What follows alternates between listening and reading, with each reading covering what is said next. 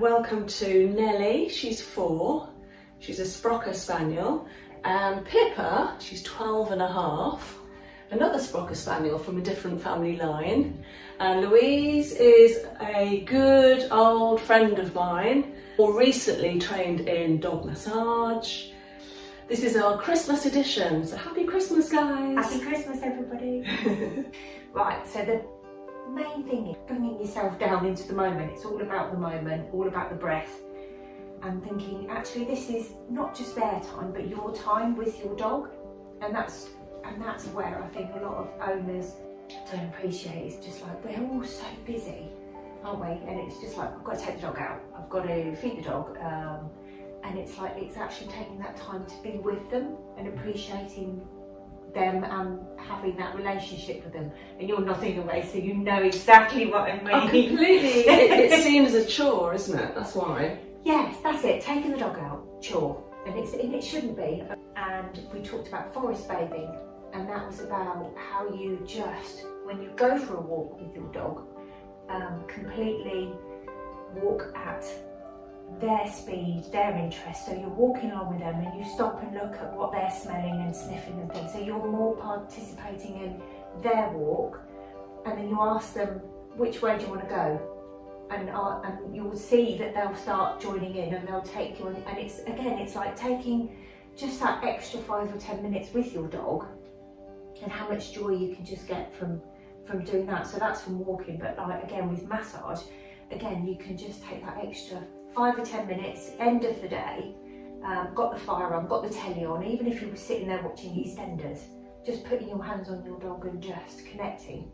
It's just so, yeah, lovely. Oh, wise words. Yeah, it almost sounds like when you're a new mum and you've got a toddler and you walk at their pace when they're just learning to walk, and they stop and look at a little flower or a little bee, and you stop and look at it and you talk about it, and it's the same sort of thing. Appreciating it, yes, yeah. What are they sniffing at? What are they looking at? Yes, yeah. And especially with spaniels, and you'll know that, is sometimes they're looking up in the trees and you're thinking, what have you seen? Yes. Yes. What have you got to say? Yes. Oh, she's doing a lot more talking these days. Chatting away as they get older. Right, so the first thing we're going to do is just, and again, it doesn't matter if your dog's lying, it doesn't matter if they're sitting, as long as you're comfortable, they're comfortable, and everybody's relaxed and chilled. And what we try to do, I mean, when we do a full session and stuff, it's a little bit different, but what we want to try and do is just like sort of spend that first few minutes just trying to connect with your dog. So put your hands on wherever it feels comfortable. We try to do one back of the head and sacral area sort of thing, just so you're sort of trying to connect with your dogs and sort of just breathe in and just settle your breath into their breathing. And it's so nice if you can breathe together, and you'll find that maybe that will come at the end of the session rather than at the beginning of the session. Big breath, big breath. Yes, what you got to do? And if it's your own dog, how nice it is just to shut your eyes, and you'll find some of the work that I do, we end up just shutting our eyes. We do. Yeah. Lovely noises, Pips. Happy puppy noises. Yeah. And licking her lips. She doesn't know, that might be because she's a little bit unsure of what's going on. Okay. So licking lips can be like distraction or Ah. calming technique. Or, Is it? Yes, yes, it can be. So you've noticed that I've lowered my voice and tone as well, sort of thing. So again, like in your sessions, it's just trying to bring that vibe down to make it more relaxing or more calming or whatever. And Tor and I were chatting earlier about actually having music on. Different types of music for different types of sessions, but always good to have music on in the background. Okay. There's some lovely stuff that you can get for dogs, but just how important it is for the body anyway. Yeah. Right, so basic effleurage for what we like to show people is our demo. So part of the guild, we like to do demos. Most of the time we're at Crufts. So people could come and look for you at Crufts if they go, March time, is that right? Yes, I think it is, yeah. So we'll have a guild stand at Crufts, and there also is, we So if you do find a guild member, normally at any shows we'll be doing free muscular health checks as well. Oh, great. So we can check just the general overall health of your dog's body in that sense as well. But we do that at Crufts. But we'll also do lots of demos and things at Crufts, which is good. So we're just going to do effleurage. So we're just going to do hand over hand effleurage. So nice sweeping motion. At the moment we're just going to cover the whole of the body. So you'll see that I'm coming up the leg and then go down the chest. And the reason I'm doing this... I'm going to move Nelly because she's off camera. And the reason we go down the tummy and up the legs. Down the tummy and up the legs. And then up the spine is because the same with humans, we are encouraging blood flow towards the heart. Okay. So there are some massage out there that say you go with the dog's fur, and that's a load of twaddle. Okay. So down the tummy, up the legs. Yeah, so think like you would do for a human if you're massaging, but we're trying to do it for the doggy. So up the legs, so you're thinking, get that blood flow going towards the heart. Yeah. Nice, hand over, just gently over, hand over hand. Okay. So you can go up the spine. You can go up the spine. Up the spine because we're trying to get the blood flow towards the heart. What do dogs think of that when the fur's going the wrong way? Do they all right with that? Yeah. Yeah. The only problem we'll find is if it's uncomfortable for effleurage, that's probably when you need to get one of us in to come do a proper session, because it might mean that there's some discomfort in the body. Okay. So it could be fascial restrictions that are causing them not to be able to tolerate touch. They might be sore in certain areas, so there might be something going on in their hips or their shoulders, and that's from our point of view. But there could also be orthopedic things. So the best thing would be if they can't tolerate something and you're thinking this isn't right and it doesn't feel right. Oh, she's not sure. She's not sure about that upward towards the heart on the back thing. Come on then, Nelly, I'll do it the right way I can around. always do a check on her back, see if there's anything going on, if she's sore and stuff. Okay.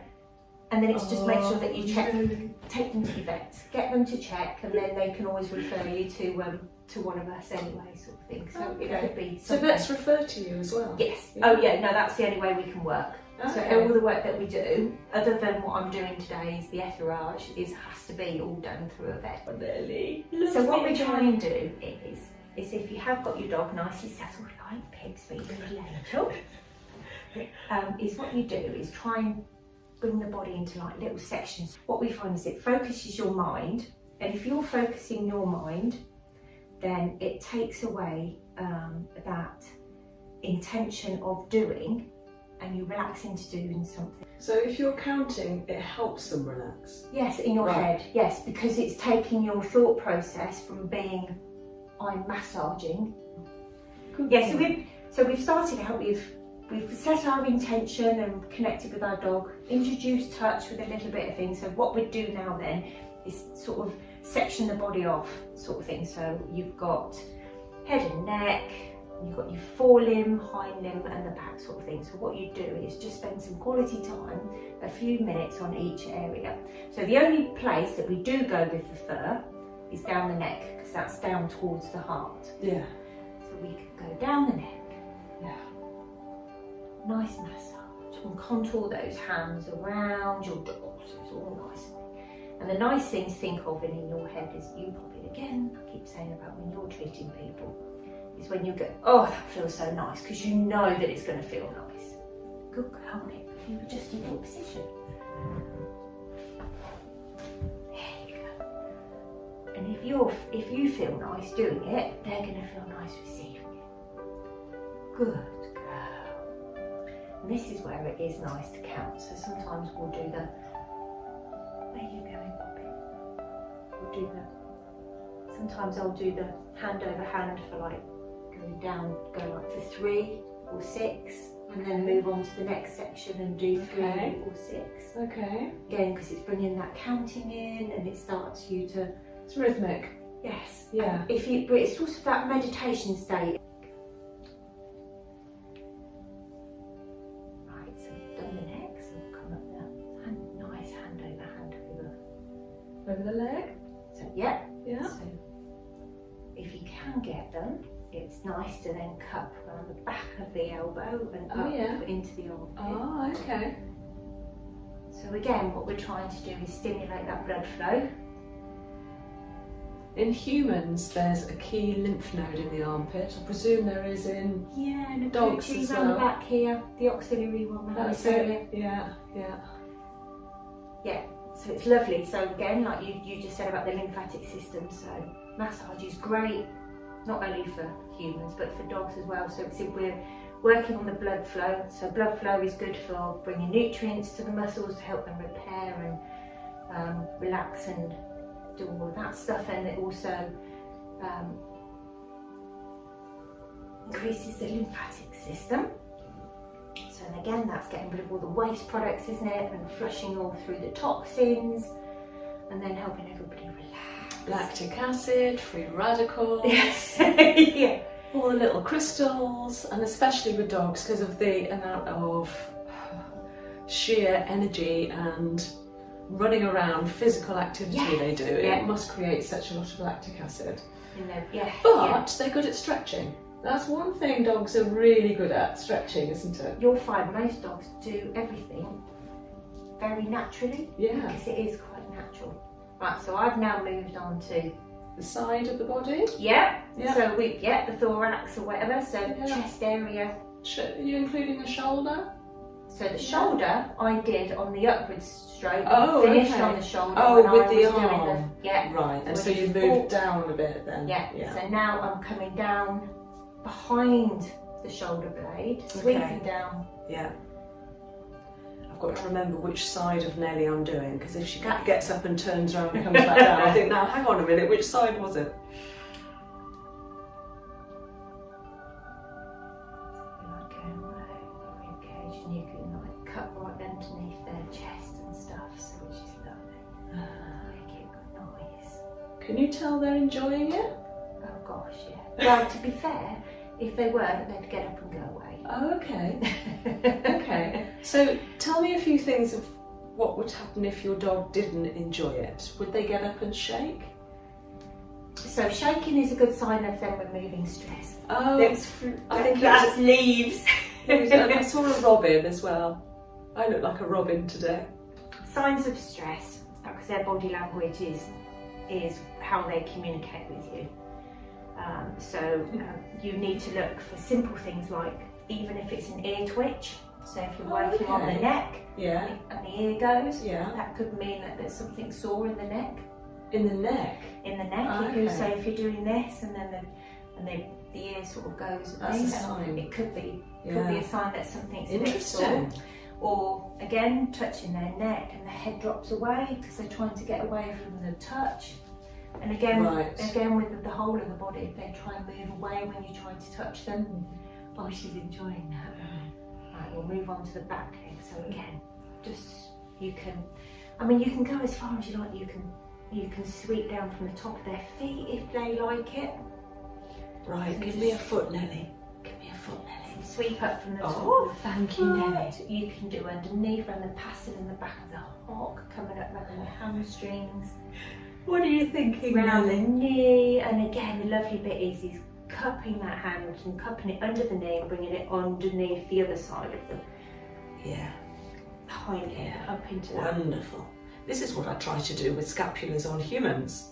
Try and pick them up and move them around a bit. So yeah, lovely. So literally try and think of covering every inch of their body with a lovely stroke. Okay. And again, if you're thinking, I'm trying to stimulate the blood system, I'm trying to stimulate the lymphatic system and trying to get them to relax. And the more you relax doing it, the more they'll relax. Aww.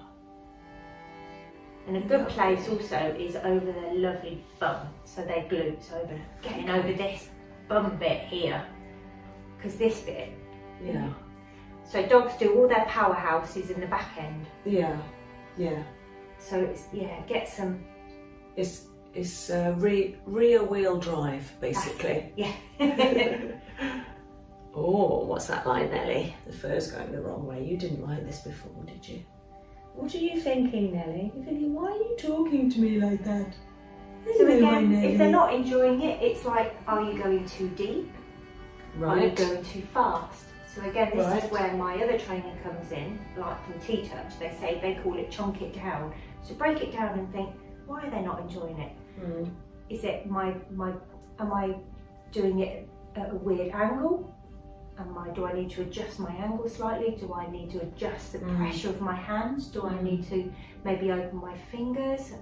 Do I need to do it slowly? So it's like actually thinking about, is it just a gentle touch they don't like, or is it a case of they're actually thinking, get in there? So effleurage is lovely because you can do quite a nice deep effleurage. I've come over her glutes and now I'm coming up her back. Okay. You know, it's made me realise that humans will tolerate a whole lot more because they'll cover up how they're actually feeling when they're having a massage, because they might like you to go in deeper, like you just said, or like you to move your direction slightly, or be lighter. There's lots of different intentions, but actually it's a very subtle way of showing the therapist that it's not quite right. Yes. And they might even not know themselves that they think that, but their body will show me. Yeah, But they'll it's very fidget. subtle. Yes, Yeah. and dogs will fidget and they'll move, and like sometimes we're deep into thing, and they'll literally move their leg back and open it out, and you're like, oh, okay, thank you, and you can get in, and it's like lovely, thank you very much. Yeah.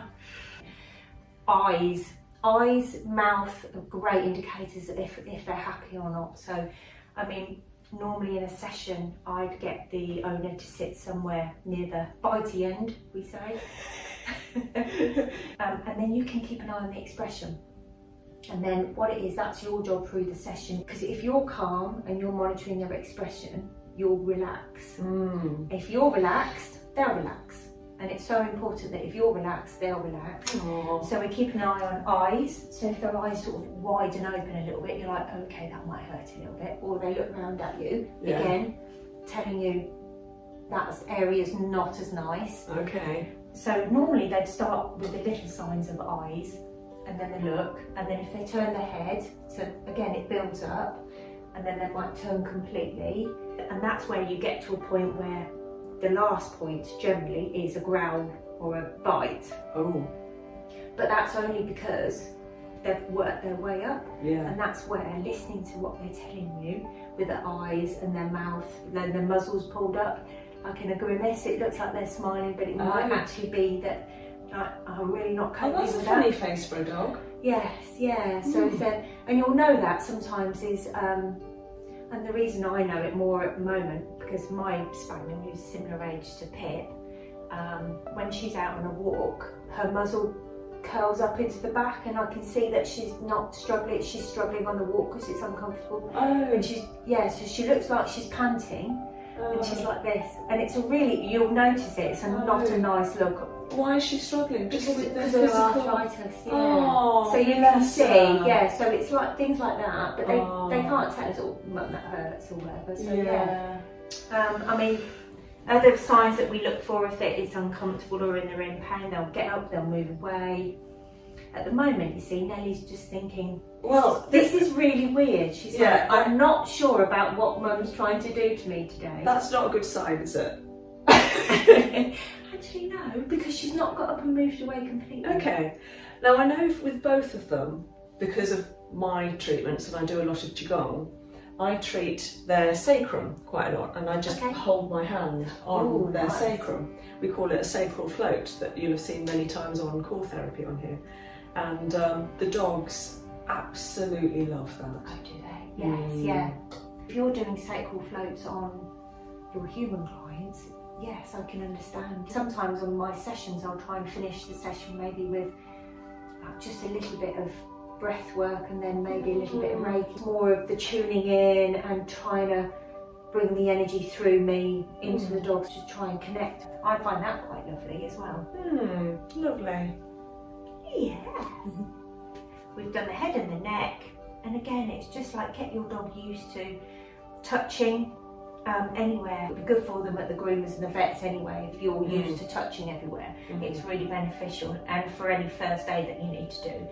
Lovely one again is to do ear pulls, so like accessing dogs in their ear leather have so many acupressure points. It's literally just smoothing down the ear leather, inside and outside, root to end, come off the end of the hair or whatever. So nice and slow, and if you think about how you'd like it, that's probably a good way to do it for the dogs as well. So if your dog is stressed or struggling, say for example, ear pulls or ear slides as we call them, are good for stressful situations like anxiety. So if they're in the vets and they're stressing before they go in, just sitting there and doing the general ear pulls will sort of help them calm down. So you can start on the head, making sure that you go towards the heart. So we've done head and the neck, forelimb. If they'll let you do your paws, you can do across the top of the paws, underneath the paws. They're very tickly sometimes, like Nelly. Always bringing it up against the face. So the nice thing is like, say if you want to cup underneath and just slide it, that's it. So if you cup and slide it, that's it. And if she moves around with it, oh lovely. And she tends to stick it out really straight. Yeah, so then you can cut around the back of the elbow, you can cut round the front of the forelimb, so bringing it up around the shoulders. Then you go down the tummy towards the heart, and then again with the back leg, we're coming up the front of the leg, around the back of the leg, cupping the knee, making sure that we're getting the glutes and the hamstrings in the back of those legs. I mean, even if they let you touch the tails, it depends on what your dog's like and what they enjoy. And then come up the spine, and then that's where you can do your little few sections, spend a few minutes on each bit, and then if your dog will let you, then you can turn them over onto the other side. Okay. So Nelly is exhibiting normal doggy behaviour when we're having treatments. We expect to see results within 1 to 3 sessions. And the reason we say 1 to 3, one, it's ethical, because if it's not working for your dog, we don't keep taking your money. We refer you back to the vet and say this mode isn't suitable for your dog. We say 1 to 3 sessions because one, they need to get to know us. We need to get to know them. Their body needs to start reacting to how we're working.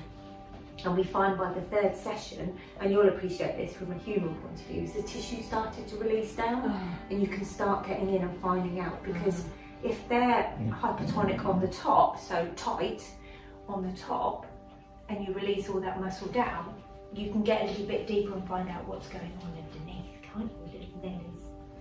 See? And then they have to find out. So we find a lot of little doggies are very much like Nelly, that really don't understand what's going on. And they try to distract you by licking you. Oh, I see. It's all about distraction, Nelly. As in, yes, get your hands off. Yes.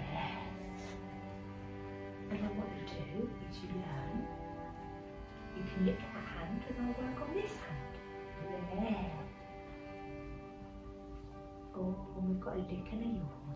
There, see. Is a yawn a good sign? Yawn can be, but again, all taken in context, it could be tired. But it could be a sign of stress. They yawn to relieve stress. Okay. So again, it's another sign that we look for to see if they need to. Oh, She's had enough. Nelly. Oh. she's wagging. Oh. Are you not happy? Are you not happy? Hey.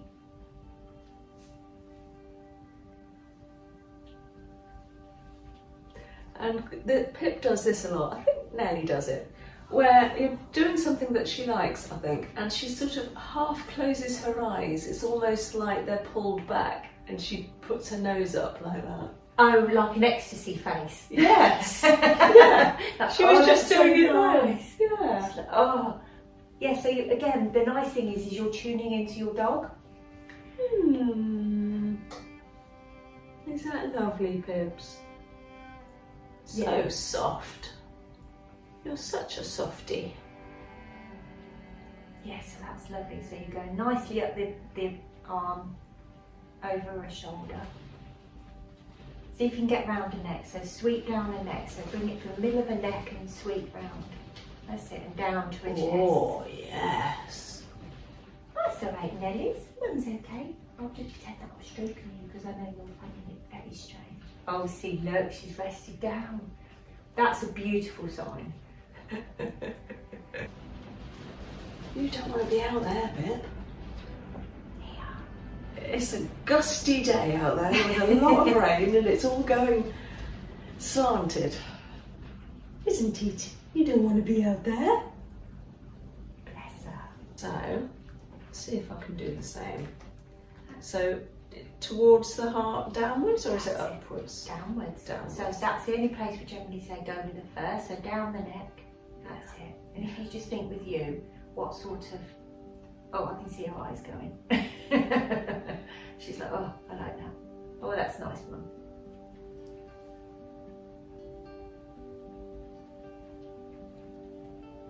Oh, she is enjoying that. If they're curled up in a strange angle, just work with what they're giving you. Don't worry about trying to get them on their side or turning them over. The general rule of thumb is work towards the heart like you would do with a human. Okay. So you're making sure that you're pushing the blood in the right direction so it goes to the heart.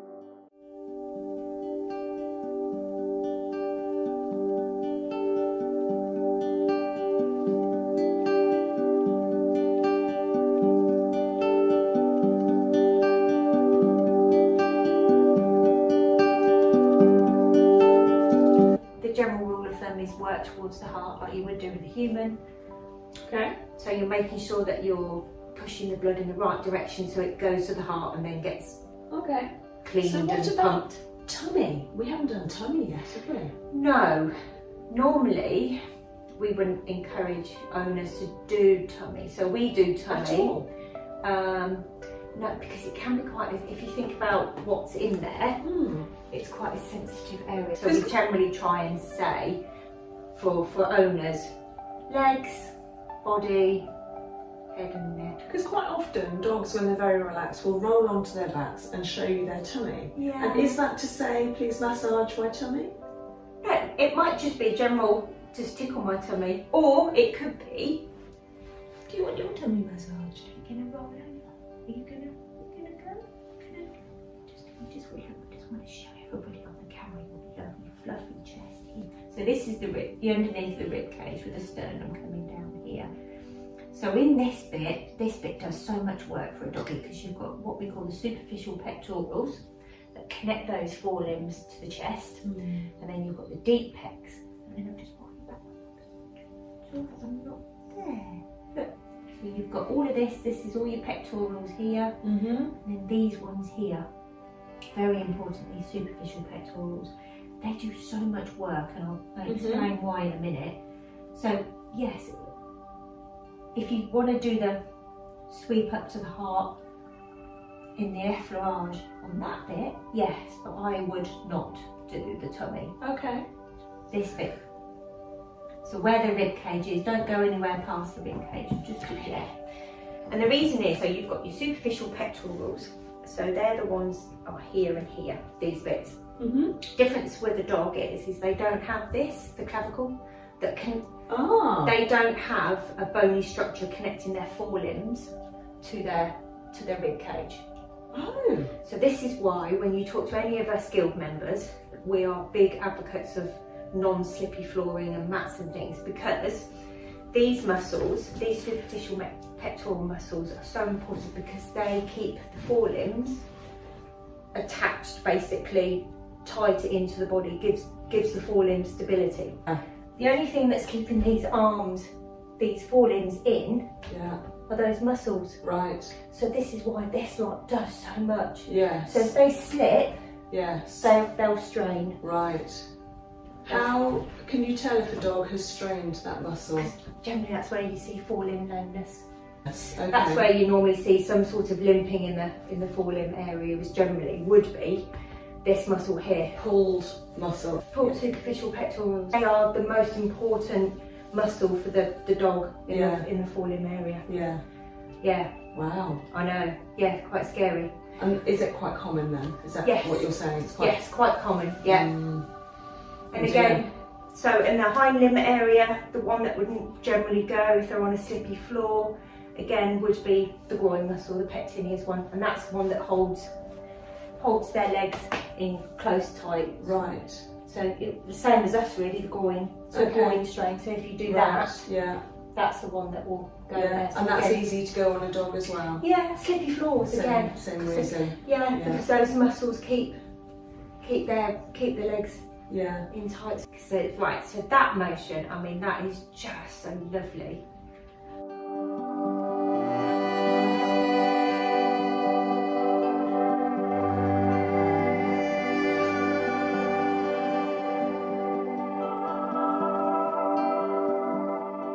A lot of tension in the top of the head, so this is the temporal muscle here. Yes. The top, then you've got the masseter muscles, so their masseter muscles are just so huge. If you think about their mouth and what their mouth does, if they've got any tension in here, it comes up around their ears, comes into the temporal, the back of the head, so you've got the occipital area and where the temporal muscle fits in. So I get it, so this muscle right here, right under here, that I always find that really, really... So you get the equivalent on them is what you're saying, so there's a line there. That's it, that's... Ooh, so that's the equivalent of the occiput, the base of the occiput. Yeah, they've got occiput as well, So the occipital area where the temporal...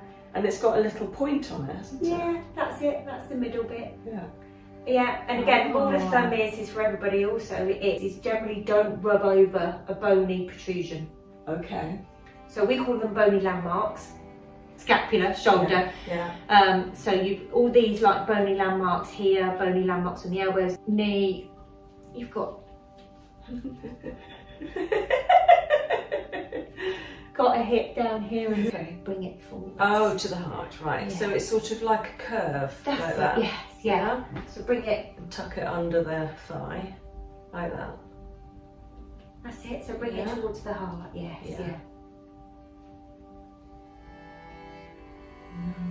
Do you like that? Do you like that, Nelly? Well, that's a nice one. Alternating hands. So again, this is where we're that straight leg again. So this is where we were chatting about the pecs. So Tor's lovely left hand here is smoothing lovely down on those pecs, bringing it round to the heart. And it's these ones that do so much work. These ones here, sort of thing. So it's lovely because you're coming down the neck and then round the pecs and through the legs. And that's a nice. Oh, So again, it's like when you're massaging your dog, think. Because we're just doing the basic effleurage, but just think how it feels for you is how it will feel for them. So if you're thinking, oh that would be nice, then it will be nice for them as well. See, look, she's settled lovely now. I've noticed a really calm spot on dogs is the front of their chest. So if there's a dog that's a little bit agitated, whether it's mine or another one, like in the vets or something, and I just... sometimes it's not even a rub, it's just like a little hold there. It'll calm them down. Okay. It's like over the heart, I suppose. Body wraps. So it looks like a crepe bandage. Start around the chest and then it comes up under the arms and then you secure it around their tummy and around the back. It's like swaddling a baby. It gives them that gentle pressure. So it doesn't have to be tight. It's not like a bandage where it has to be tight, but it gives you, like you say, that sense of reassurance and that touch just there. And it brings them into balance and calms. It's definitely a calm spot there, just on the front of the chest. I was looking at my notes because you're going to have a treatment with me shortly. Yes. So I got your notes out, and in there I had a little card for your dog Lucy. Okay, yes. And it was back into the summer 2015. Yeah, oh gosh, yes, And I don't think you'd started on this journey yet. No, because it was after your session with Lucy, you did core with her, didn't you, through me? Yeah.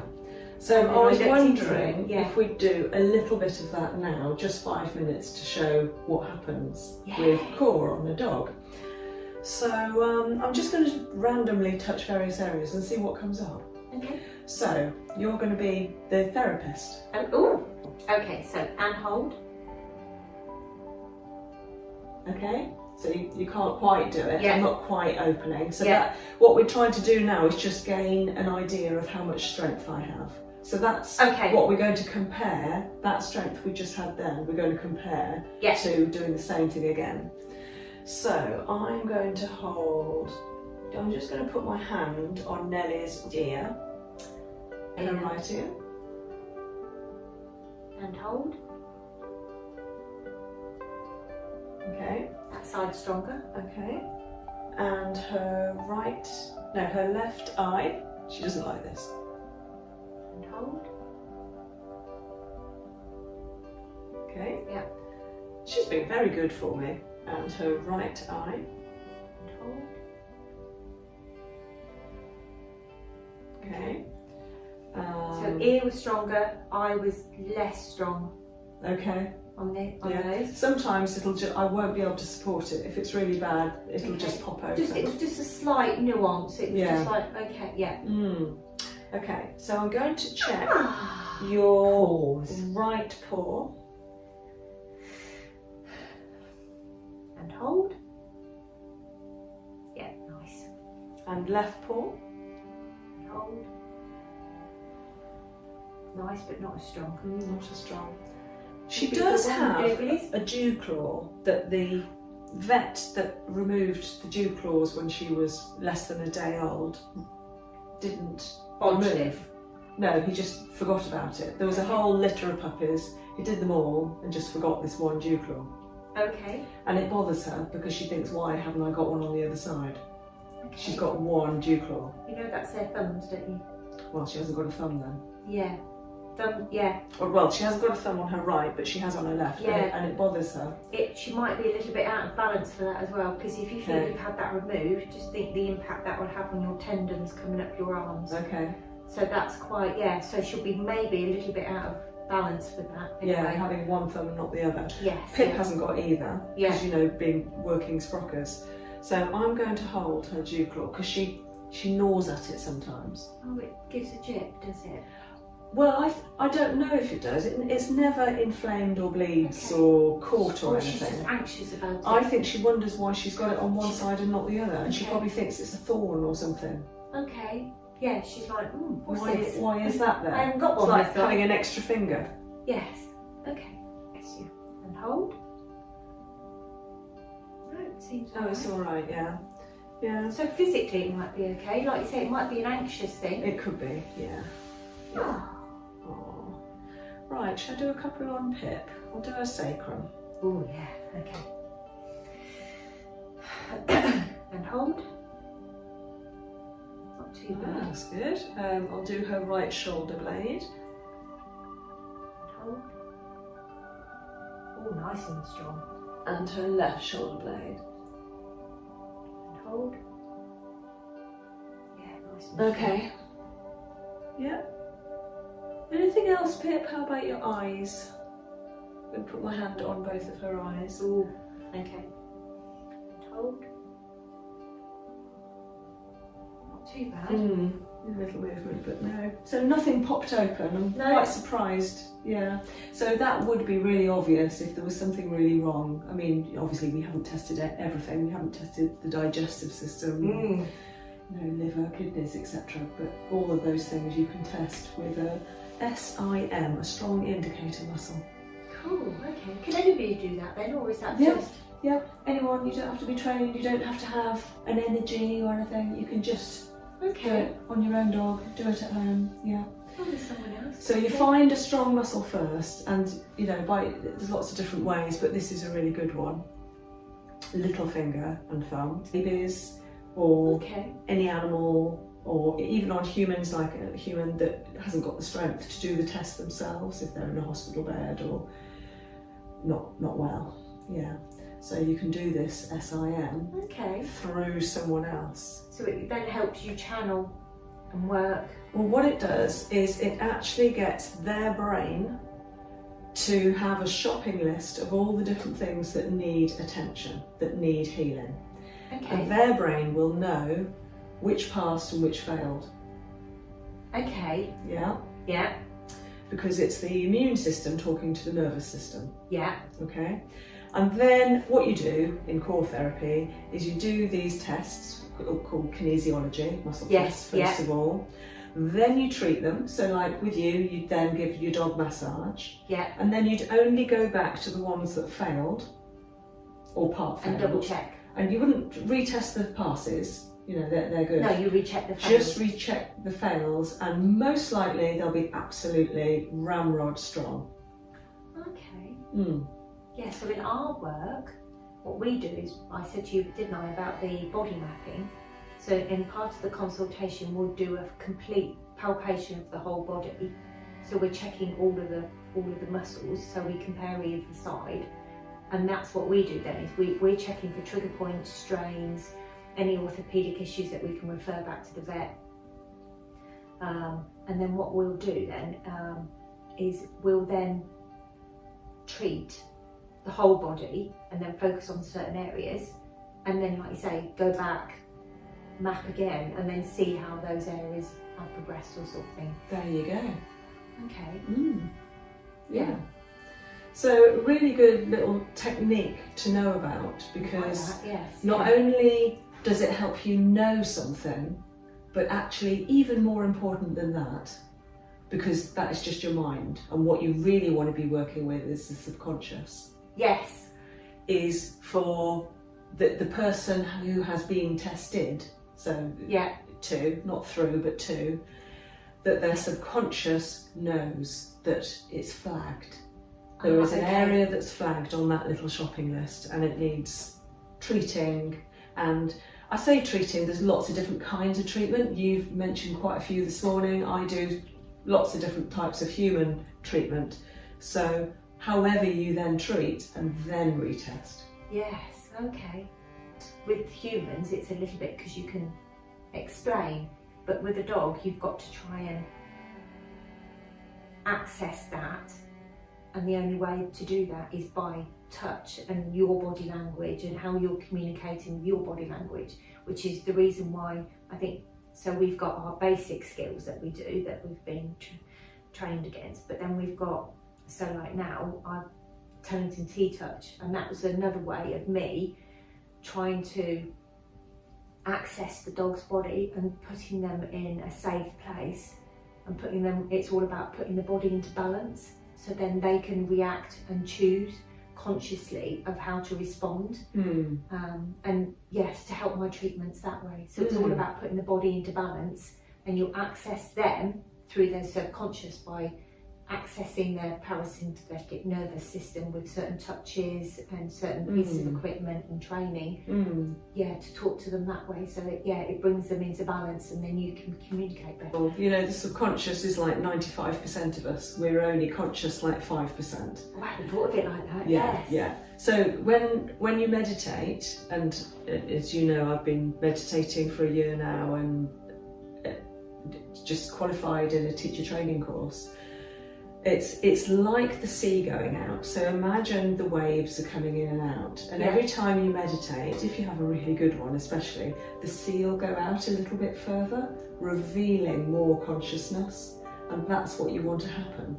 And every time the sea goes out and reveals more consciousness, that 95% goes to 90%, maybe to 85%, but very, very slowly, and you become what we call awake.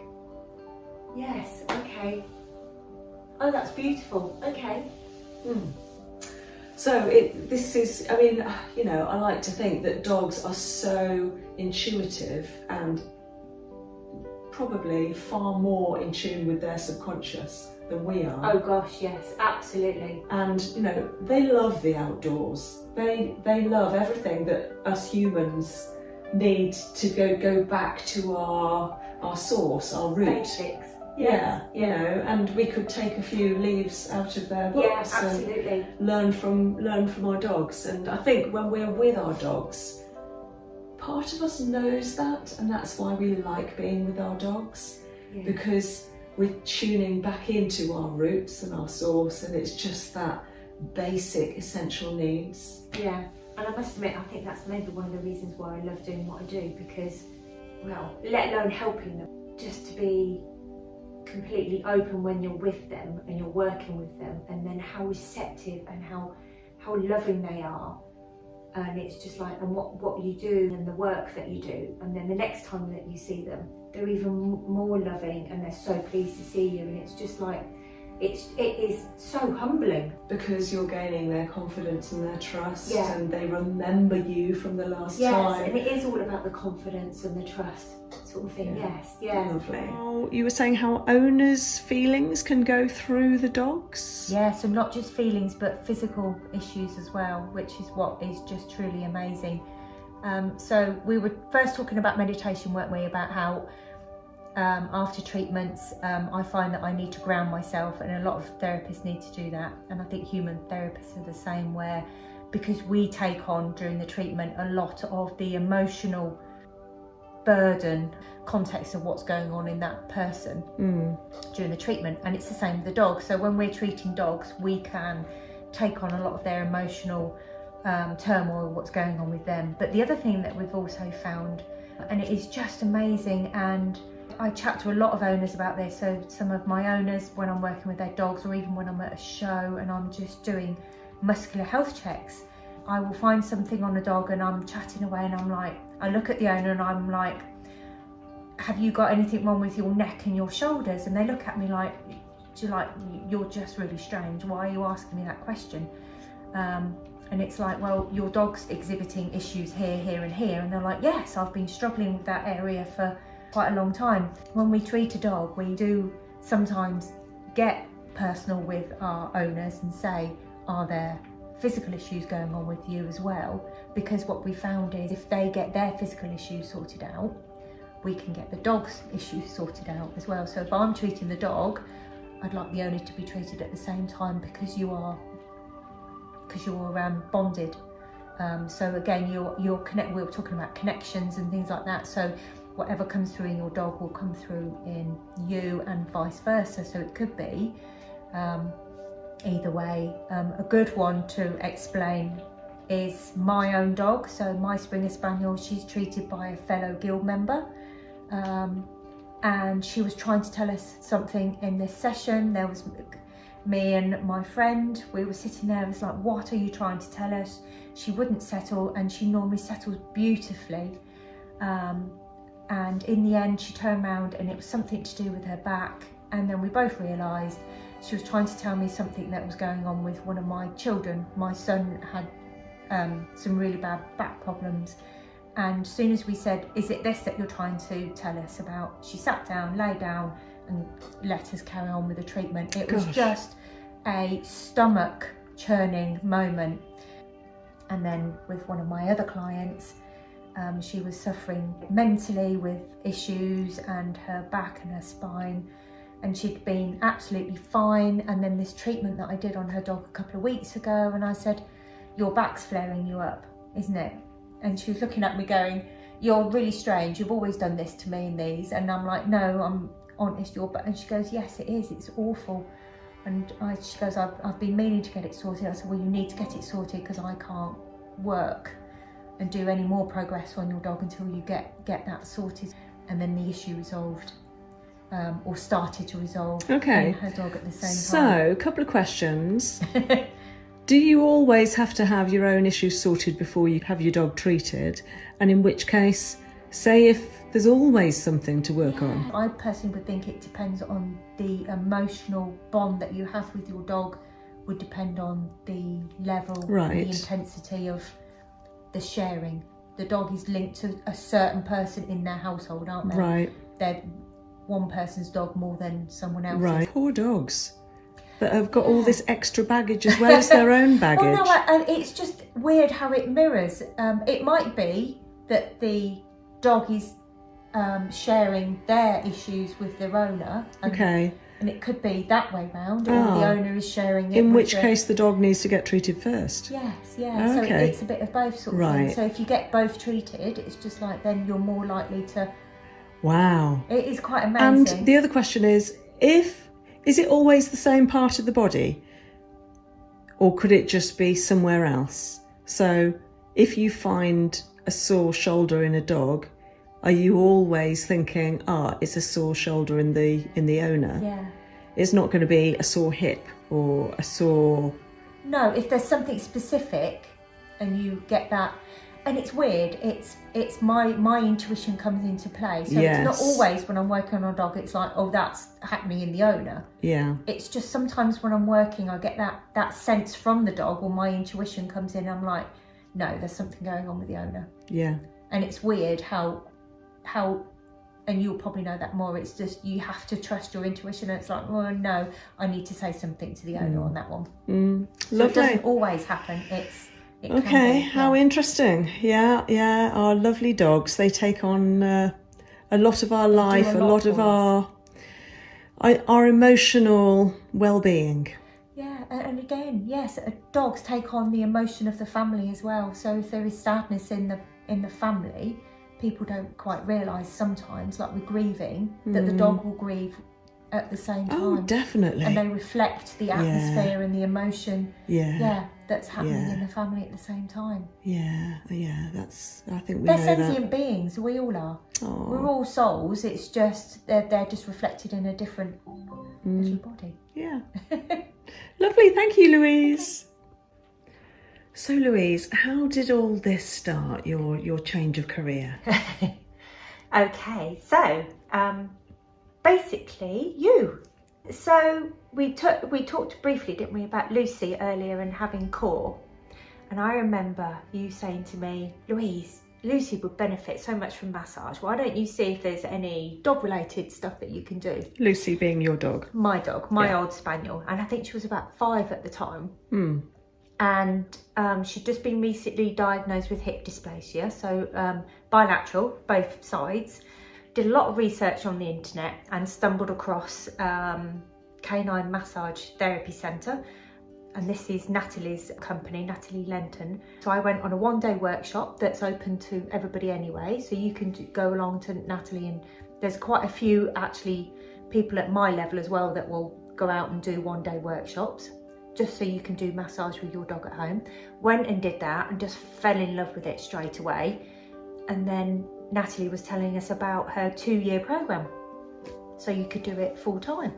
So I've been practicing for 3 years, and the training took 2 years. So yeah, that's well done, congratulations. Yeah, so that's how I got into it. It's a complete different career path for you. Completely different. So I was in the food industry for 25 years, and I was a technical account manager. I was an auditor.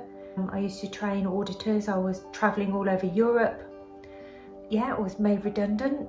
Didn't know what to do. Had a bit of time to think about it, and then literally Lucy was my support during all that. She was just my rock. So, and I used to see you quite regularly at that time, didn't I? Oh, because I was suffering from depression at the time as well. And literally, it's weird how your dogs come into your life. Again, the universe provides.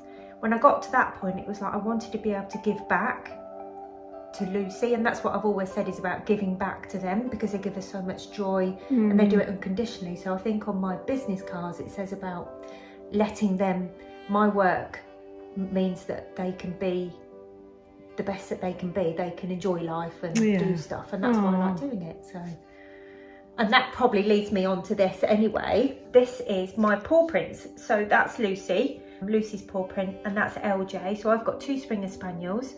Nice close up. Aww. So Lucy's 13 and LJ is 6. So Lucy is my soulmate, bless her. And she's the reason why I do this. And you'll find that all of us in the guild there's always that one dog that we do this for. And they're the ones that change your perception and the reason why you do stuff. So that's touching. So she's with me all the time, which is why I wanted it done. Oh, thank you. Thank you, Louise. Well, I think my 2 dogs thoroughly enjoyed this morning. Yes, They're completely passed out on the same bed, very, very happy. and snuggled. Yeah. So I'm going to let them out, and then I'm going to give you a nice treatment of some kind. Lovely. So thank you for joining us from Louise and I. Happy Christmas. Thank you. Happy Christmas, everybody.